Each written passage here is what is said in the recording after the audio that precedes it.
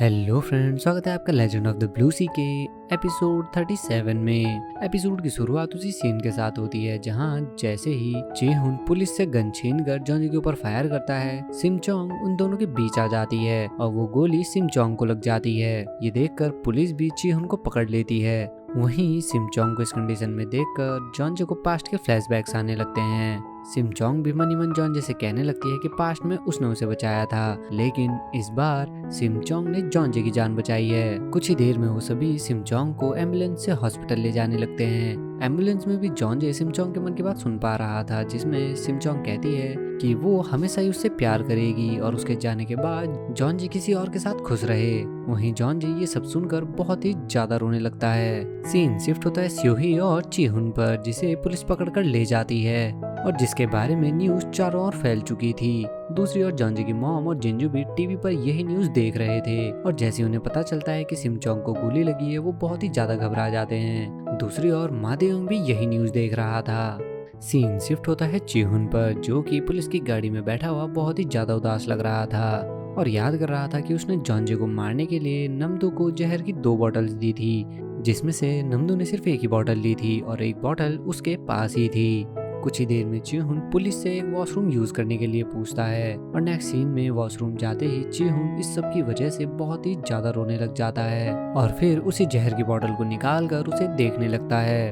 अब जैसे ही चीहुन washroom use करके बाहर आता है, पुलिस उसे अपनी कार में बैठाकर सीधे पुलिस स्टेशन ले जाती है। सीन शिफ्ट होता है सिम चोंग पर, जिसे हॉस्पिटल पहुंचा दिया गया था, जहां जाते ही सीधे उसके ऑपरेशन की तैयारी शुरू हो जाती है और इस सब चीज की वजह से जॉन्जी बहुत ही ज्यादा दुखी हो गया था। सीन शिफ्ट होता है चीहुन पर, जहां उसकी इन्वेस्टिगेशन शुरू हो चुकी थी, लेकिन चीहुन मादेयोंग की कही वही बात याद कर रहा था, जिसमें मादेयोंग चीहुन को क्राइम से दूर रहने के लिए कहता है और बताता है कि एक क्रिमिनल की तरह लाइफ जीना बहुत ही ज्यादा मुश्किल है। ये चीज याद करके चीहुन भी रोने लगता है और अगले ही पल उस जहर का असर भी शुरू हो जाता है और अगले ही पल चीहुन जमीन पर गिर जाता है। ये देखकर डायरेक्टर भी काफी हैरान हो जाता है। वहीं दूसरी ओर होंग भी स्योही से इन्वेस्टिगेशन शुरू कर देता है, लेकिन यहाँ भी स्योही मानने के लिए तैयार नहीं थी और कहती है कि उन सब ने मिलकर उसके खिलाफ साजिश की है और उसके लॉयर आते ही वो यहाँ से छूटकर चली जाएगी। पर होंग बताता है कि उसके सभी लॉयर्स पहले ही भाग चुके हैं। उसी समय वही डिटेक्टिव भी वहाँ आकर होंग को चीहुन की कंडीशन के बारे में बताता है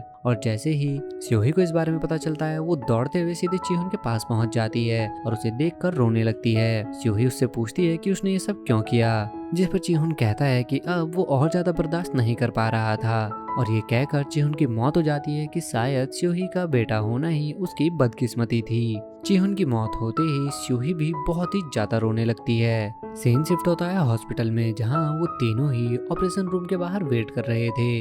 जॉन्जी पूरा टाइम ऑपरेशन रूम के बाहर ही बैठा रहता है। थोड़ी देर बाद नमदू उसके पास आता है और कहता है कि होंग से उसे पता चला है कि चीहुन की मौत हो गई है। ये सुनकर जॉन्जी भी काफी शॉक हो जाता है। नमदू जॉन्जी को बताता है कि चीहुन उसे जहर के 2 शॉट्स देने वाला था, लेकिन उसने सिर्फ एक ही शॉट लिया था और शायद दूसरे शॉट से चीहुन ने अपनी जान ले ली है। ये सुनकर जॉन्जी भी थोड़ा उदास हो जाता है। अब नेक्स्ट सीन में दिखाया जाता है सिम चोंग को, जिसे जनरल वार्ड में शिफ्ट कर दिया गया था। जॉन्जी भी डॉक्टर से सिम चोंग के ऑपरेशन के बारे में पूछने लगता है, जिस पर डॉक्टर बताता है कि ऑपरेशन सक्सेसफुल रहा, लेकिन ये बताते ही डॉक्टर शुरू हो जाता है और जॉन्जी को कहने लगता है कि ये ऑपरेशन किसी चमत्कार से कम नहीं है, क्योंकि गोली सिम चोंग के दिल के आर पार हो गई थी और ऐसी कंडीशन में बचना बहुत ही मुश्किल है। पर जैसे ही उसने सिम चोंग के हार्ट पर स्टिचेस लगाए, तब तक उसका हार्ट भी रिकवर हो गया था, साथ ही उसके वाइटल्स भी खुद ब खुद रिकवर हो रहे हैं और ऐसा केस उसने अपनी पूरी जिंदगी में नहीं देखा। डॉक्टर भी इस सब की वजह से बहुत ही ज्यादा कंफ्यूज लग रहा था और डॉक्टर के पूछने पर कि वो क्या खाती है, नमदू बताता है कि सिम चोंग सब कुछ खा जाती है। अब डॉक्टर्स को इतना ज्यादा क्यूरियस देखकर जॉन्जी उन्हें वहां से बाहर भेजने लगता है और फिर सिम चोंग को देखने लगता है। इसी बीच दिखाया जाता है सिया को, जो कि सो रही थी और यहीं सिया को एक सपना आता है और हमें पता चलता है कि पास्ट में डेमरियोंग की शादी जिस लड़की के साथ हुई थी वो कोई और नहीं बल्कि सिया ही थी। सिया भी जैसे ही जगती है, वो इस सपने की वजह से बहुत ही ज्यादा कंफ्यूज हो जाती है। दूसरी ओर दिखाया जाता है जिंजू और उसके हस्बैंड को, जहां जिंजू अपने हस्बैंड से पूछने लगती है कि क्या वो उसके लिए गोली खा सकता है, पर उसका हस्बैंड कहता है कि गोली तो नहीं, पर उसके लिए पत्थर जरूर खा सकता है। और जैसे ही उसका हस्बैंड सेम क्वेश्चन जिंजू से पूछता है तो जिंजू बहाने बनाने लगती है कि उसके जाने के बाद बच्चा कौन पालेगा। उसी समय सिया भी वहाँ आ जाती है। जिंजू भी जैसे ही सिया को बताती है कि चिहोन ने जॉन्जी के ऊपर फायर कर दिया था, लेकिन सिमचोंग ने वो गोली खुद के ऊपर ले ली। सिया ये सुनकर बहुत ही ज्यादा शॉक हो जाती है। जिंजू भी सिया को कहती है कि उसे हॉस्पिटल जाना चाहिए। सीन शिफ्ट होता है जहाँ जॉन्जी की मॉम सिमचोंग को देखने हॉस्पिटल पहुंच गई थी। वो जॉन्जी से पूछती हैं कि सिमचोंग का ऑपरेशन सक्सेसफुल होने के बाद भी उसे अभी तक होश क्यों नहीं आया है। जॉन्जी कहता है कि उसे अभी थोड़ा टाइम लगेगा। ये सुनकर जॉन्जी की मॉम कहती है कि शायद इसीलिए सिमचोंग ने उसे वो बात कही थी। और जॉन्जी के उस बारे में पूछते ही हम पहुंच जाते हैं पास्ट में, जहां सिमचोंग जॉन्जी की मॉम से एक राजा और एक जलपरी की लव स्टोरी के बारे में पूछती है और उनसे पूछती है कि ऐसी सिचुएशन में वो क्या करती। साथ ही सिमचोंग कहती है कि उस जलपरी का वापस से समुद्र में चले जाना ही सबसे अच्छा ऑप्शन होगा। पर जॉन्जी की मॉम उसे बताती है कि सिर्फ यही एक ऑप्शन नहीं है और उसे एक कहानी सुनाने लगती है जिसमें एक जलपरी ने एक आदमी से शादी कर ली थी, जिसके बाद वो हंसी खुशी रहने लगे, जिनके कुछ बच्चे समुद्र में चले गए और कुछ जमीन पर ही रह गए। साथ ही समुद्र में कोई तूफान आने से पहले ही जलपरी उन्हें आकर बता देती थी और इस तरह उन्होंने अपनी जिंदगी हंसी खुशी गुजारी। पर सिमचोंग कहती है कि हर कहानी की हैप्पी एंडिंग नहीं होती।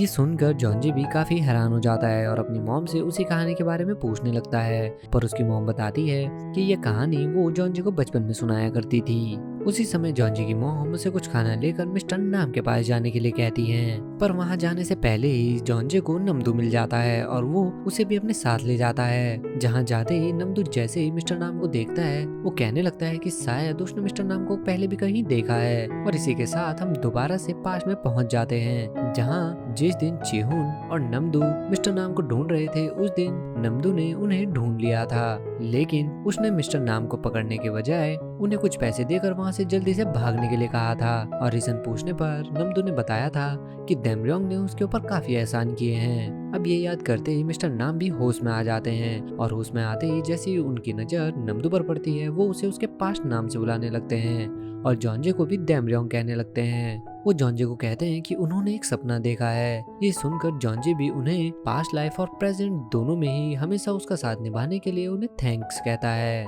सीन शिफ्ट होता है हॉस्पिटल में, जहाँ जॉन्जे और नमदू दोनों ही सिमचोंग के रूम में बैठे हुए थे। अब अचानक ही नमदू जॉन्जे से कहने लगता है कि उसे डॉक्टर्स की बातें कुछ अजीब लगी और उसे भी ऐसा ही लगता है कि सिमचोंग कोई आम इंसान नहीं है। साथ ही नमदू जैसे ही उसे बताता है कि उसने उन दोनों की बातें सुन ली थी जब वो दोनों जलपरी की बातें कर रहे थे, तो जॉन्जे कहने लगता है कि वो तो सिर्फ मजाक कर रहे थे, वो इस बात पे भरोसा कैसे कर सकता है। नमदू भी कहता है कि वो इस बात पे भरोसा नहीं करना चाहता, लेकिन उसे मालूम है कि सिमचोंग एक जलपरी है। साथ ही नमदू जॉन्जे से कहने लगता है कि ये सब सुनकर वो सदमे में क्यों चला गया, कहीं उसे ऐसा तो नहीं लगता कि वो सिमचोंग को बेच देगा। जिस पर जॉन्जे भी हाँ कहता है, जिस पर नमदू कहता है कि शायद उसका सिमचोंग पर कोई एहसान ना हो, लेकिन सिमचोंग का उसके ऊपर एक बहुत बड़ा एहसान है। और जॉन्जे के इस बारे में पूछने पर नमदू कहता है कि सिमचोंग ने उसके जॉन्जे पर एक बहुत ही बड़ा एहसान किया है और वो ये बात कभी भी नहीं भूल सकता। वो अभी ये बात कर ही रहे थे कि उसी समय सिमचोंग भी नमदू को जॉन्जे से दूर हटकर बैठने के लिए कहती है, क्योंकि जॉन्जे सिर्फ उसका है। और सिमचोंग को होश में देखते ही वो दोनों भी बहुत ही ज्यादा खुश हो जाते हैं। सिमचोंग के होश में आते ही जॉन्जे से बात करने लगता है, पर सिमचोंग उससे पूछती है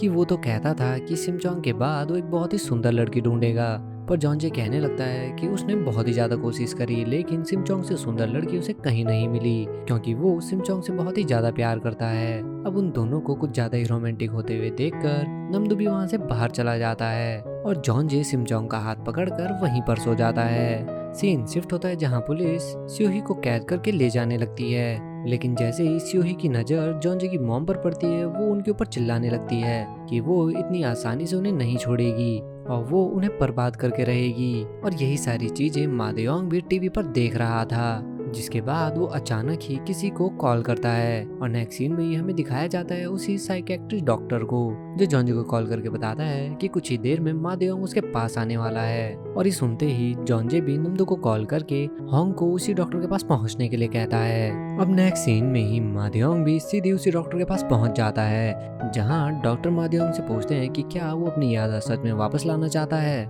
मादेयोंग भी कहता है कि बिना यादाश्त के घूमना उसके लिए बहुत ही ज्यादा मुश्किल है और वो सारे क्राइम जानना चाहता है जो उसने किए थे। जिसके बाद डॉक्टर भी मादेयोंग को चेयर पर लिटाकर अपनी प्रोसेस शुरू कर देता है और इसी सीन के साथ ये एपिसोड भी यहीं पर खत्म हो जाता है। तो मिलते हैं लेजेंड ऑफ द ब्लू सी के नेक्स्ट एपिसोड के साथ, तब तक के लिए बाय बाय।